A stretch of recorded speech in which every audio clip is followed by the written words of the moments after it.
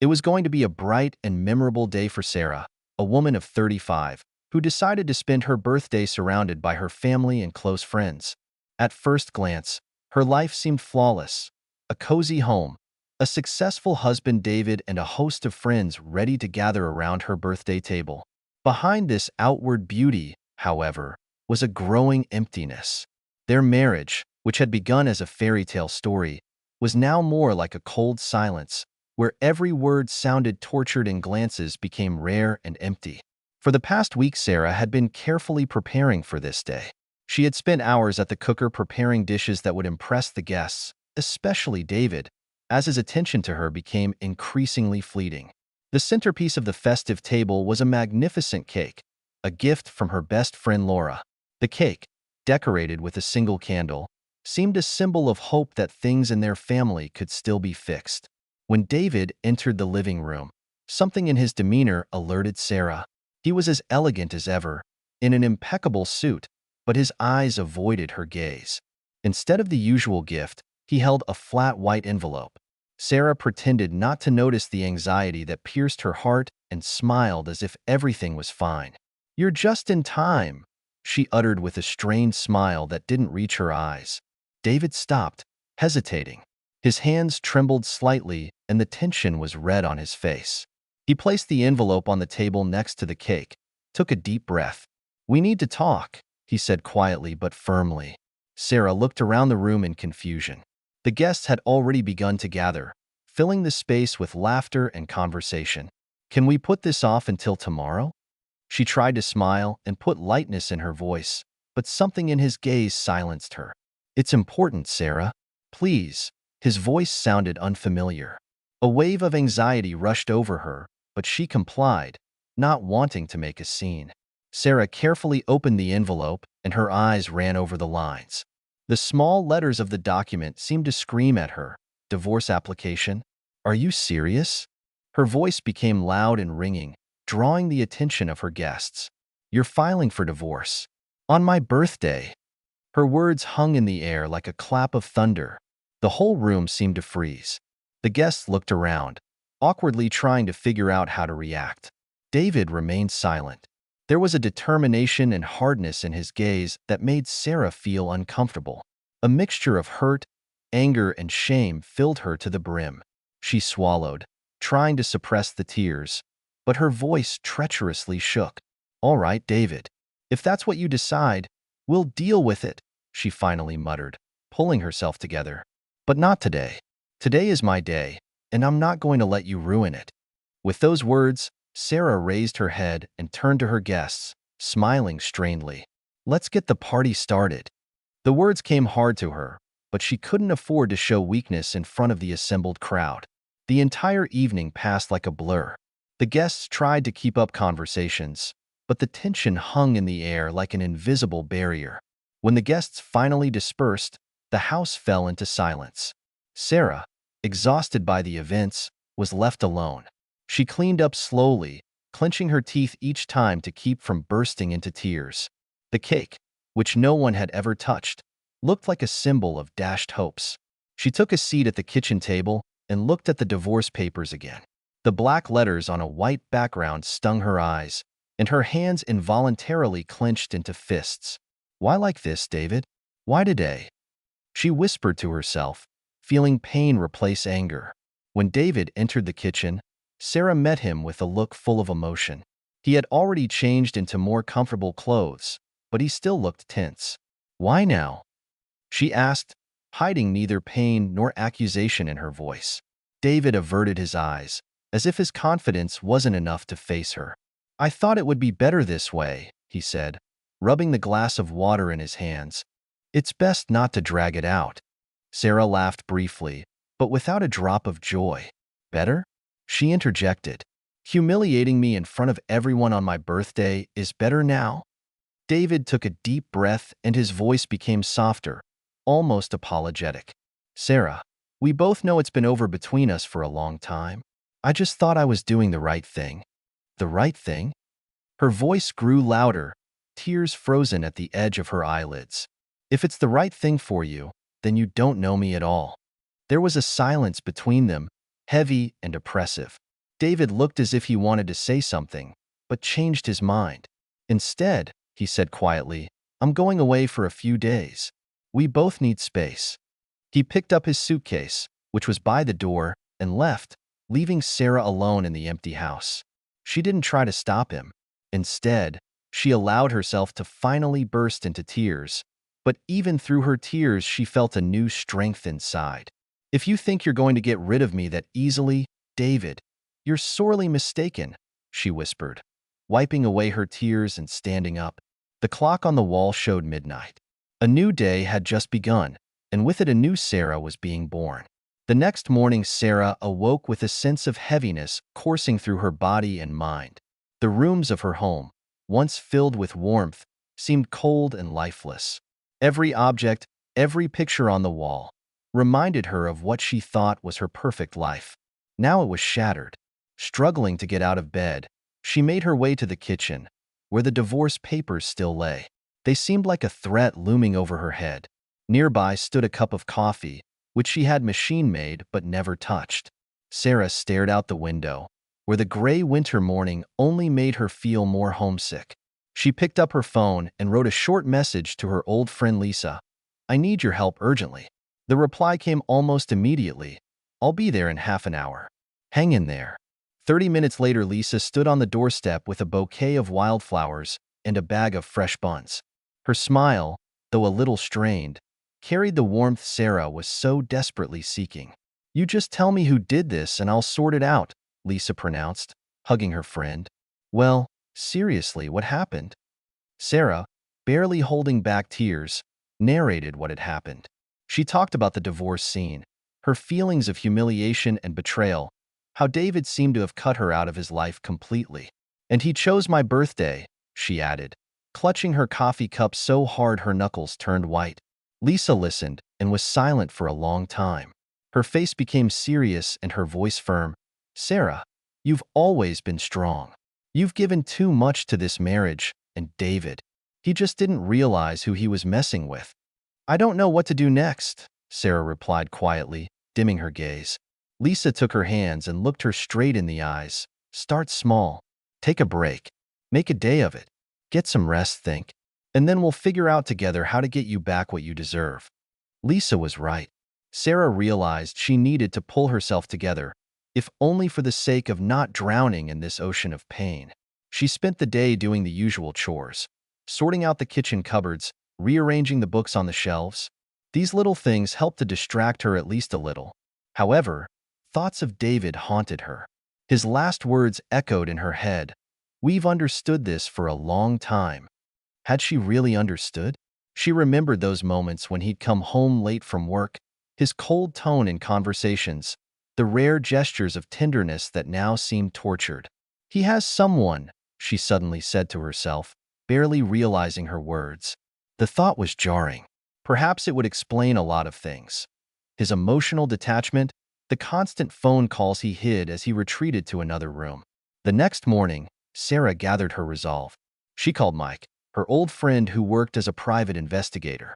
Mike was someone she could trust, and his calm voice always inspired confidence. "I need your help," she began, swallowing the lump in her throat with difficulty. "I feel like David is hiding something." "Sarah, are you sure you want to go down this path?" Mike fell silent, as if giving her time to consider. "Yes, I'm sure. I need to know the truth, whatever it is." "Okay, give me a couple of days," he sighed. Sarah felt something harden inside her. She knew Mike would take the case thoroughly, and for the first time in a long time, she had a purpose. Meanwhile, Lisa offered her a distraction and a night out at the cinema, but Sarah declined. She needed to focus. She decided to spend these days analyzing what was going on in their relationship. Her gaze kept returning to the details. The gifts David gave with an aloof smile, his weekend trips which he explained away with work commitments. Each small episode now seemed part of a bigger picture, where she was just the background. By the evening of the third day, Mike called. "Sarah, I found something, but I'm not sure you'll like it." Her heart sank. "Go ahead and tell me." "David does have another woman. Her name is Amy. They've been dating for a few months now." Sarah listened silently, clutching the phone so tightly that her fingers began to feel numb. Even anticipating the truth, she wasn't ready to hear it so suddenly. "Thanks, Mike," was all she could squeeze out. After the conversation, she sat in silence for a long time. A hurricane of feelings raged inside: anger, hurt, disappointment. But amidst those emotions, a new resolve began to emerge. "If he thinks he can get rid of me so easily, he's sorely mistaken," she said aloud to herself. She picked up a pen and a piece of paper and began to formulate a plan. This wasn't just a divorce now. It was a battle for her dignity and her future. Sarah woke up the next day with the firm intention of taking control of the situation. The oppressive emptiness that had filled her heart for the past few days had been replaced by determination. She no longer wanted to be a victim. As she made herself breakfast, she ran through a plan of action in her head. Her first step was simple: find out everything about this Amy. The information Mike had provided was superficial, and Sarah needed details. If David was determined to hide his double life, she would do anything to find out the truth. As she sat at her desk studying the divorce papers, her phone rang. It was Lisa. "So, how are you doing?" Her friend's voice was upbeat, but there was an air of caution in it. "Alive," Sarah replied briefly. "That's not an answer. Did you think of something?" Sarah sighed. "I'm going to start by finding out who this Amy is. Mike's already done some digging, but I need more. Do you want me to pitch in?" Lisa offered. "No, thanks. I'll have to manage on my own," Sarah replied. The conversation ended, and she sank back into her thoughts. Her gaze stopped on a photograph on the wall. The picture showed her and David smiling, standing against the ocean. It was taken just 2 years ago, on their anniversary. Back then, she still believed their marriage could be happy. She stood up and took the picture off the wall. "How blind I was," she muttered as she put the frame away in her desk drawer. Sarah then called Mike and asked for more information about Amy. "Mike, I need to know who she is, where she works, what she does for a living." "Are you sure you want to know that?" His voice was calm, but there was a hint of doubt in it. "Yes, I'm sure," she said firmly. "Okay, give me some time." Sarah hung up the phone and went back to the paperwork. She studied every line, trying to find possible loopholes. The complicated legal language was starting to become clearer, and she felt herself growing stronger with each page. In the evening, Mike called. "I've got it all figured out. Amy works for a design company. She has a reputation, not the best. A few years ago, her name was linked to a fraudulent project, but the matter was hushed up." "Fraud?" Sarah interjected, feeling the interest ignite inside her. "Yes. Apparently, she's used to using rich men to get ahead in life." "Thanks, Mike. That's exactly what I needed." After the conversation, Sarah felt a surge of energy. Now she knew how to proceed. She spent the next few days strategizing. Sarah decided to meet with a lawyer to discuss her rights. She didn't want to be the one to lose everything she and David had built together. When she walked into the lawyer's office, her heart was racing, but she kept her composure. "I want to figure out how I can protect myself," she said, sitting down across from a middle-aged man with an attentive gaze. "About time," he replied, opening a file folder. "Your husband, as I understand it, has an estate that can be contested." Sarah listened intently, taking notes on the key points. Her goal was clear: not to let David come out of this situation a winner. After the meeting, she called Lisa and suggested they meet for a cup of coffee. "So, did you find a way out?" her friend asked curiously. "I did, and now I know how to proceed." Lisa smiled. "That's my Sarah." But even with all her optimism, Sarah couldn't shake the oppressive feeling that there were more challenges ahead. Meanwhile, David seemed perfectly calm, as if everything was under his control. One evening, Sarah noticed him standing at the window in their shared living room, talking on the phone. His voice sounded quiet but wary. "Yeah, it'll be sorted out soon. You just be patient." Sarah stood outside the door, listening to every word. Her fingers trembled with restrained rage. The next day she met with Mike again. "I need more information about her relationship with David," she began without even sitting down. "Do you want me to keep digging?" Mike looked slightly concerned. "Yeah, we don't have much time." "Okay, but remember, Sarah, games like this are dangerous. Sarah only nodded. She knew she was playing with fire, but she wasn't about to back down. Her next step was to strengthen her position. She contacted a financial advisor to see what other actions she could take. The consultant scrutinized the documents she brought in. "You have a strong position," he said, pointing to a clause in the contract. "This can be used against him." Sarah felt her plan beginning to take shape. "Thank you. I want him to realize he hasn't underestimated me," she said firmly. At that moment she realized there was a long road ahead, but she was ready for any challenge. Sarah had always considered herself a person who patiently seeks compromise even in the most difficult situations. But now she felt that her patience had come to an end. It had been several days since she had started actively gathering information about David and his new fling. Each new detail became like a brick in the foundation of her plan. The day began mundanely. Sarah gathered her hair into a neat ponytail, put on comfortable clothes, and tried to distract herself with cleaning. She had always found a certain calmness in this activity. However, thoughts of David and his secret life kept coming back like an intrusive noise. Her gaze fell on the wedding photographs that still stood on the shelf in the living room. She picked up one of the frames that showed her and David smiling at each other. There was a spark behind that moment that she hadn't felt in a long time. "Who are you now, David?" she said quietly, stroking the glass with her finger. "You've become a stranger, but when did that happen?" She remembered their first years together. Back then, David had seemed caring and enthusiastic. They'd made plans, traveled, dreamed of children. But as soon as his career began to skyrocket, something changed. Gradually, a cold indifference appeared in his gaze, which Sarah tried to ignore. Meanwhile, Mike continued his search. He sent her several pictures of Amy, a beautiful woman with striking facial features, always elegantly dressed. In one of the pictures, she was standing next to David, and Sarah felt a pang of jealousy, but not because she still loved her husband. It was the jealousy of a woman whose place in life had been rudely taken by someone else. In the evening, Mike called again. "I've got something else." "What is it?" She held the phone so tightly her fingers began to go numb. "She's in trouble with the law. Nothing serious, but enough to get her in trouble if need be." Sarah was silent for a moment. "Mike, I'll have to think about how to use this." "Thanks. Remember, I'm around if you need help," he added before hanging up. Sarah glanced at her watch. It was getting late, but her thoughts kept her busy.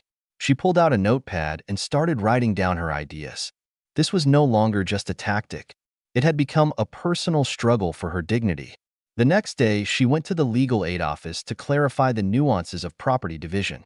Her solicitor, Jane Williams, was an experienced and confident woman, and Sarah felt secure in her presence. "Your husband can't transfer assets without your consent, especially if they're registered to both of you," the solicitor explained. "What if he's already done that?" Sarah asked, remembering one power of attorney she had found. Jane squinted her eyes.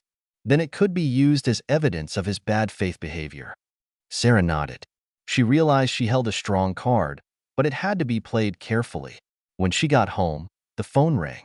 It was David. "I'd like to come round tomorrow. We need to talk." Sarah's heart clenched, but she quickly pulled herself together. "Okay, come round at 7. All the next day, she spent preparing for this conversation. Sarah decided that she had to look calm and confident, even if a hurricane was raging inside.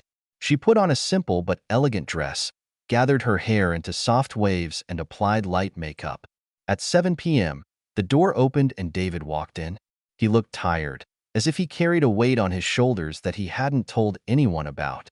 "Thanks for agreeing to meet," he began, taking a seat on the edge of the couch. "What did you want to discuss?" Her voice sounded even, but her gaze was scratchy. "I know I was wrong," he began, lowering his eyes. "But I don't want this to turn into a war." Sarah fell silent, assessing his words. "David, you've taken away more than just our years together. You've destroyed everything we've built.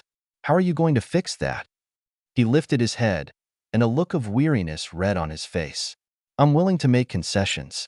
I don't want this to drag on." "Concessions?" Sarah grinned bitterly. "You don't even realize what you've lost, David." The conversation went on for another half hour. David tried to smooth over the sharp edges, but Sarah wouldn't let him get away with answers. When he finally left, Sarah felt strangely relieved. She knew that she had taken the first step towards restoring justice. Things will be different now, she told herself as she closed the door. After David left, the house fell into such silence that Sarah could even hear the faint ticking of the clock in the kitchen. She stood at the window, looking up at the dark sky, and tried to make sense of the conversation. David's words seemed so empty to her, as if there was no real emotion or genuine remorse behind them. He thinks everything can be fixed with a couple of polite phrases, she pondered, clutching the cup of cooled tea in her hands. That night Sarah slept poorly. Her dreams were a jumble of events. Her wedding to David, their first trip out of town together, Amy's face, alien and defiant. She woke at dawn, feeling exhausted but with a new plan in her head. At breakfast, she resolutely opened her laptop and began writing a letter to her lawyer. Her words were clear, concise, but there was a strong sense of determination in each one. If David thinks I'm going to agree to his concessions, he's sorely mistaken, she muttered to herself as she finished the text. After that, Sarah decided to distract herself and went to the shop. As she was picking out her groceries, she noticed a young couple walk past her. They were holding hands, laughing and looking so happy that her heart squeezed. She and David had once looked like that. When she got home, she found a new message from Mike. Found something else related to Amy. Her ex-husband was talking about her manipulation. I think you might find it useful. Sarah dialed his number. Thanks, Mike. You really are the best. Sarah, are you sure you want to move on? This could get messy. I know, she replied, her voice firm. But if I back off now, he'll keep thinking he can do whatever he wants. That evening she sat at her desk, surrounded by notes, documents, and photographs. Her brain was working at full speed, pondering her next move. Suddenly the image of David standing at the window with the phone popped into her mind. What were you saying then? And to whom? She remembered how he always hid the calls, going into another room if Amy called. That made her even angrier. The next day Sarah decided to pay a visit to the design agency where Amy worked. She didn't plan to make a scene, but she needed to see the woman in person to understand who she was dealing with. The agency turned out to be a modern building with large glass windows. Sarah, feeling slightly anxious, stepped inside. She was greeted by a friendly receptionist. What can I do for you? She asked with a polite smile. I'd like to meet Amy, Sarah replied, hesitating for a moment, but quickly added, we know each other through David. David's name seemed to cause the girl to tense slightly. I'm sorry, but Amy is busy at the moment. Is there anything I can pass on to her? No thanks, Sarah replied, feeling that she wasn't ready for a meeting right now. On the way back home, she pondered. If even the agency worker was wary at the mention of David's name, what did that say about David himself? In the evening, Lisa came to her with a bottle of wine and a couple of scoops of chocolate ice cream. I think you need a break, she declared, holding out the food. Sarah smiled, but her thoughts were still busy. Lisa, do you ever feel like the ground has been ripped out from under your feet? Of course. But you know, Sarah, it's always temporary. You're struggling right now because you don't want to just sit around and wait. And that's the right thing to do. But don't forget, you're not doing this for him. You're doing it for yourself. Those words hurt Sarah. She looked at her friend and something clicked in her soul. You're right. I've spent too long trying to hold on to something that's already broken. They sat in the kitchen until late into the night, discussing how Sarah could move forward. Lisa suggested she try focusing on what brings her joy. You've always wanted to open your ceramic studio, haven't you? Why not try it now? The idea got Sarah thinking. Do you think this is a good time? When, if not now? Lisa replied with a smile. The next day, Sarah started looking for information on how to make her long-held dream come true.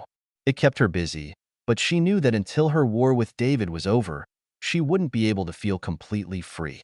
When the doorbell rang, Sarah opened it and saw a courier handing her a package. Inside was a small box with a note. For Sarah, forgive me, David. In the box was her favorite bracelet that David had given her years ago.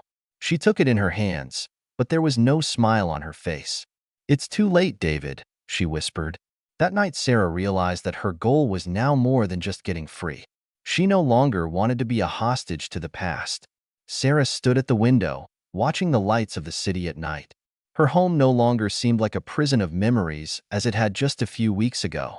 On the table in front of her were the final papers ready to be signed.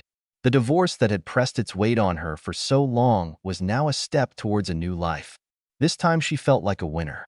David, in an attempt to cover up his mistakes, had not only conceded in the division of property, but had also lost his reputation among his business partners.